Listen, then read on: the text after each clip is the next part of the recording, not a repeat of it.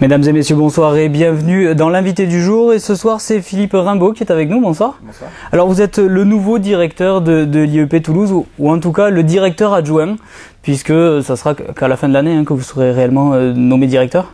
Le mandat de Laure Ortiz prend fin le 13 août, donc pour la nouvelle année, je serai officiellement nommé dans la continuité à partir du 15-16 août à peu près. C'est une nouveauté ça, que vous soyez directeur adjoint pour pouvoir se transmettre les dossiers comme ça pendant 4 mois, c'est une nouveauté? C'est la première fois effectivement que cette organisation-là a été choisie. Je crois que Laure Ortiz voulait anticiper l'élection de manière justement à préparer au mieux la succession. Il me semble que c'est une bonne chose. Alors justement, ça se passe bien entre vous? Très bien, aucun problème. Ça fait déjà quelques temps qu'on a l'occasion de travailler ensemble, notamment pour la préparation du contrat quadriennal, donc il n'y a absolument aucun problème. Ça fait 10 ans qu'elle était à la tête? Tout à fait, c'était son deuxième mandat, et donc comme les mandats sont de 5 ans, ça fait effectivement 10 ans. C'est compliqué de passer derrière elle, ou finalement elle vous laisse tout ça en bon état, j'allais dire? Alors c'est compliqué parce que c'est en bon état, si je puis dire. C'est-à-dire, elle a profondément remanié l'Institut d'études politiques, elle a impulsé une dynamique très très forte dans cet établissement. Donc c'est une très bonne chose. En même temps, ce sera forcément compliqué parce que quand vous passez derrière quelqu'un qui a marqué de son empreinte de la sorte un établissement, faut essayer de faire aussi bien et c'est pas forcément facile. Qu'est-ce qui vous a motivé, vous, finalement? Ce qui m'a motivé, c'est le fait qu'on est dans un contexte aujourd'hui extrêmement mouvant pour l'environnement, enfin pour l'enseignement supérieur et la recherche, et que ce contexte est compliqué. Et il me semblait intéressant de prendre part au chantier, en quelque sorte. Ouais. Et c'est venu naturellement? Ça faisait longtemps que vous y pensiez, ou là quand les élections sont arrivées, vous vous dites finalement pourquoi pas moi? Tout à fait. Il y a, je dirais en fin d'année dernière que les choses se sont un peu construites sur la sollicitation d'un certain nombre de collègues. Je me suis dit après tout pourquoi pas, si je peux être celui qui crée un consensus dans cette maison, allons-y.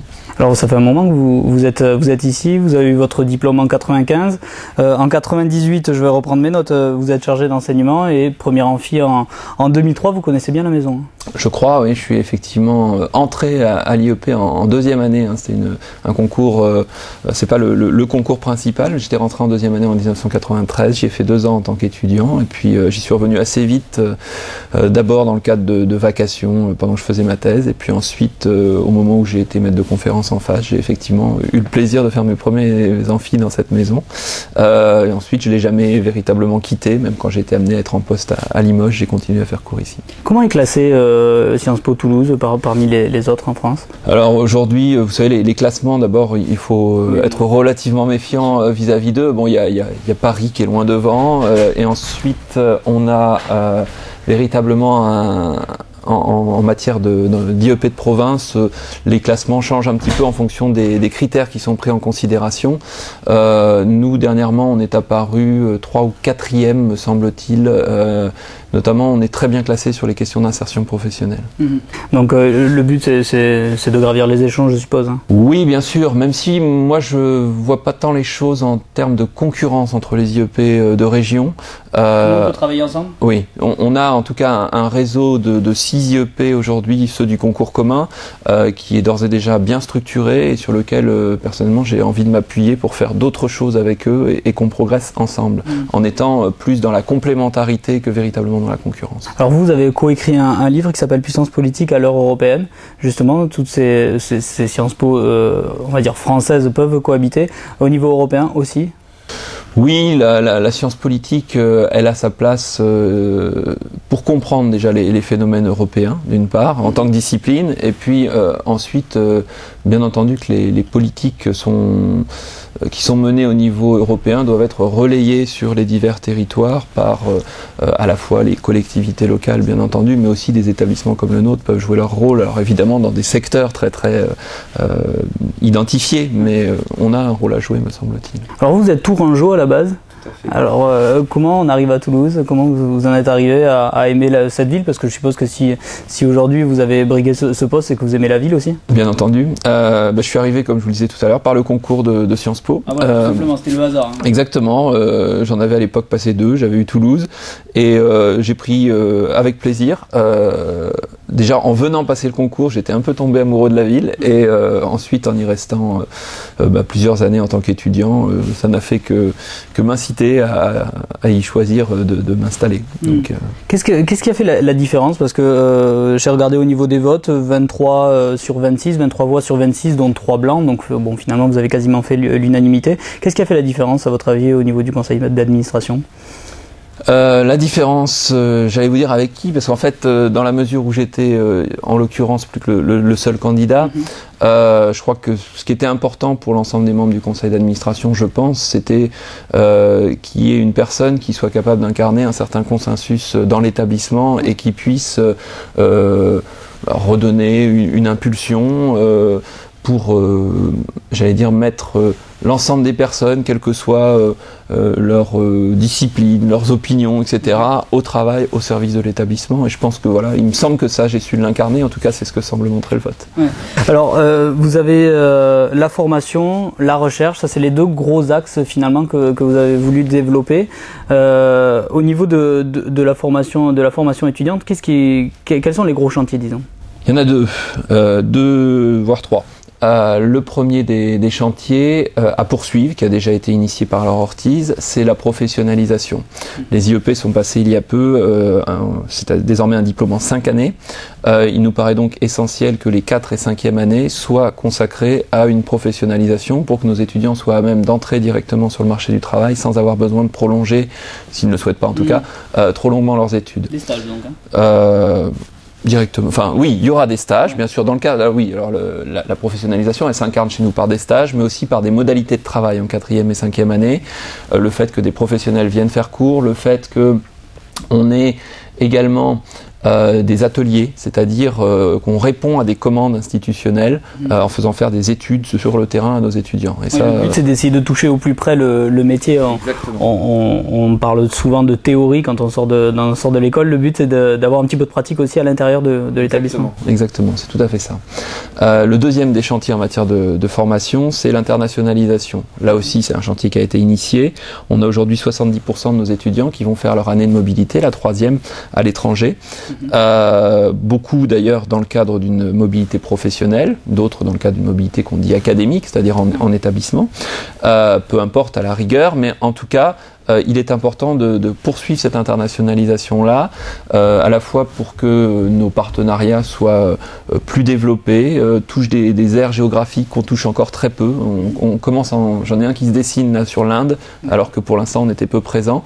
Ça me paraît intéressant parce qu'on voit que nos étudiants, quand on les récupère à l'issue de cette 3e année, c'est pas les mêmes. Ils ont énormément gagné en maturité, ils plébiscitent tous cette année de mobilité, donc c'est essentiel. Comment ça se passe? C'est vous qui passez des partenariats avec les autres pays, enfin les universités des autres pays, ou c'est les étudiants qui par eux-mêmes vont chercher En règle générale, c'est dans le cadre de partenariats qui ont été préalablement passés par l'IEP. Parfois, quand des étudiants cherchent à partir dans un pays avec lequel il n'y a pas de partenariat, on peut éventuellement chercher à mettre en place un partenariat, mais c'est pratiquement toujours dans le cadre de partenariats préexistants. En ce qui concerne la recherche, vous voulez développer le LASSP, voilà. Alors c'est tout en anglais, donc je vais vous le laisser dire. Vous en faites partie déjà?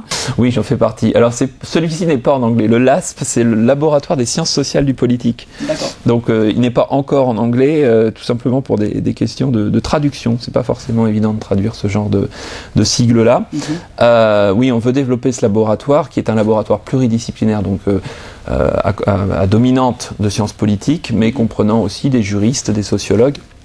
Et on veut véritablement contribuer au développement de ce laboratoire, notamment en espérant accrocher l'habilitation du CNRS. Alors, ça, c'est vraiment notre... Pour bien expliquer à nos téléspectateurs, il sert à quoi ce laboratoire réellement? Alors, le laboratoire de recherche, c'est un lieu qui permet de mener des études collectives entre les enseignants de l'établissement, de décrocher des contrats de recherche, donc des contrats qui ramènent un financement aussi à l'établissement et qui vont permettre de financer un doctorant pendant la durée de sa thèse, qui vont permettre d'acheter éventuellement des ordinateurs, des livres, tout ce dont on a besoin pour faire de la recherche en sciences sociales. Alors justement, je voudrais vraiment qu'on soit concret là-dedans. La recherche en sciences sociales, ça permet de trouver quoi ? Alors, ça permet de comprendre un petit peu mieux comment fonctionne la société, logiquement.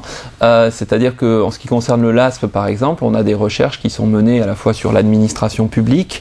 On va faire observer comment sont mises en œuvre les politiques, comment se prennent les décisions, essayer de comprendre ces processus-là. On a aussi tout un travail sur le journalisme, puisqu'on a des spécialistes de la sociologie du journalisme et des représentations culturelles. On a des personnes qui travaillent sur les processus de discrimination pour à la fois essayer de les comprendre et puis éventuellement ensuite pouvoir amener une expertise pour permettre, en matière de discrimination par exemple, d'y mettre fin ou en tout cas de lutter contre ces discriminations. Avant toute expertise, avant toute action, il faut pouvoir étudier. Ouais. Un recul et comprendre. Alors, je ne l'ai pas dit tout à l'heure, mais vous avez 37 ans, vous êtes le plus jeune, vous allez être en tout cas le plus jeune directeur d'IUP de France. La vie étudiante, ça vous parle donc, je suppose? Oui, bien entendu.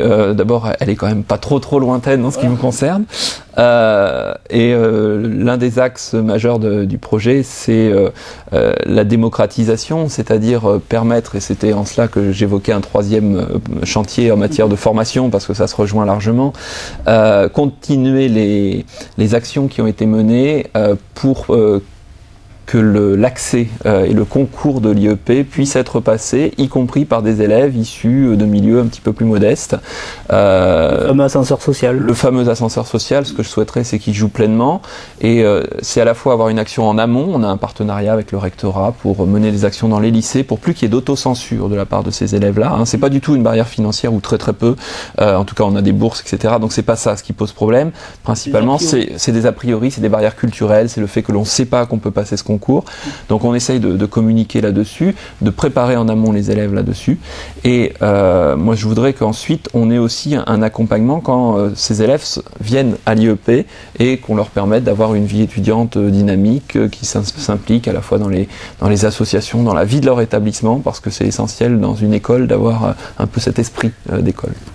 Ça vous touche tout particulièrement parce que ce que j'ai cru comprendre, vous-même vous avez tout à fait. Moi j'ai bénéficié de cet ascenseur social. Pour moi, l'université d'une part, l'IEP bien entendu d'autre part, ont été les clés d'un parcours professionnel qui traduit justement une certaine ascension sociale et j'aimerais que d'autres puissent bénéficier de cet ascenseur. Bon, dernier grand axe que je voulais aborder, la gestion du patrimoine, parce que mine de rien, il y a un patrimoine à gérer ici. Bien entendu, on va avoir ici un dossier un petit peu plus, particulièrement complexe, puisque l'IEP est normalement amené à déménager à l'horizon 2015, on va dire. Vers la manufacture des tabacs ? Voilà, vers la manufacture des tabacs, c'est-à-dire que c'est un espèce de jeu de chaise musicale en quelque sorte, puisque la Toulouse School of Economics fait construire un nouveau bâtiment, que nous devrions prendre sa place et nous-mêmes céder notre place à l'Institut d'administration des entreprises. Donc il va falloir gérer cette grosse affaire, j'allais dire, à la fois la préparation, la mise en œuvre, de manière à ce qu'on bénéficie de bâtiments qui soient bien adaptés et qui n'entravent pas notre développement, ce qui actuellement est un petit peu le cas, il faut bien le dire. Bon, on vous remercie beaucoup, en tout cas, d'avoir essayé d'aborder un petit peu tous ces thèmes. On vous connaît un peu mieux et puis bon courage pour l'année prochaine, en tout cas. Merci beaucoup. Avec plaisir. Nous, on se retrouve dès demain pour un nouvel invité du jour. Bonne soirée sur Toulouse Info.